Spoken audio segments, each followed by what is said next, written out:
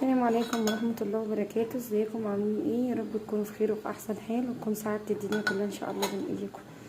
قبل ما نبتدي الفيديو ننساش تصلي على حبيبنا المصطفى، اللهم صل وسلم وبارك عليك يا حبيبي يا رسول الله.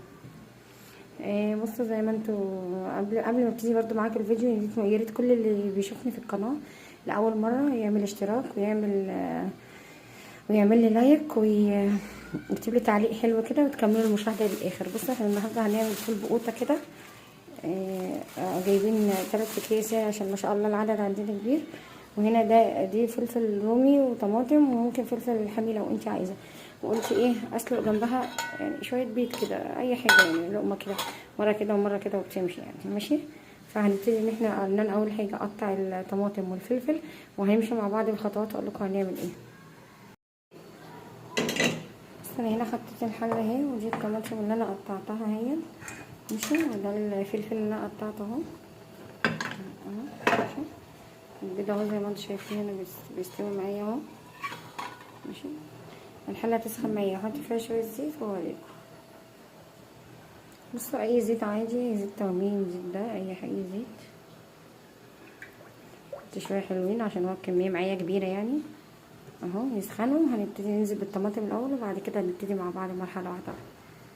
بصوا الزيت سخن معانا هنا، هنبتدي ننزل بالطماطم.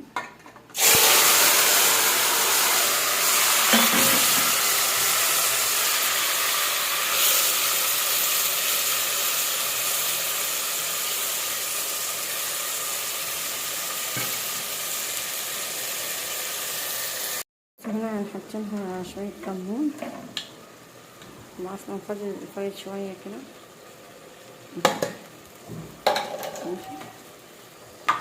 انا هحط لها شويه ملح وهحط لها شويه ملح معانا برضه عشان ايه يعني عشان تدبل كده يعني مش كتير، ولو احتاجت ابقى ايه ابقى احط لها تاني اهي عشان تدبل وتستوي معانا بسرعه. الملح ايه هيدبلها يعني.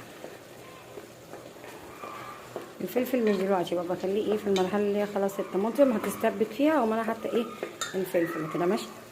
بصوا هي اتسبكت كده اهي، تعتبر ايه زي السبكت اهو. هنبتدي نحط عليها الايه الفلفل ده كده المرحله الاخيره اهو.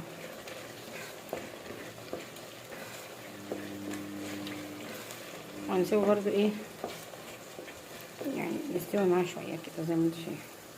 فضيت الفول اهو، فضيت كيسين بس مرضيش افضي التالت يعني حسيته كتير، فقلت لا كفايه يعني ايه الكيسين مظبوطين على النار.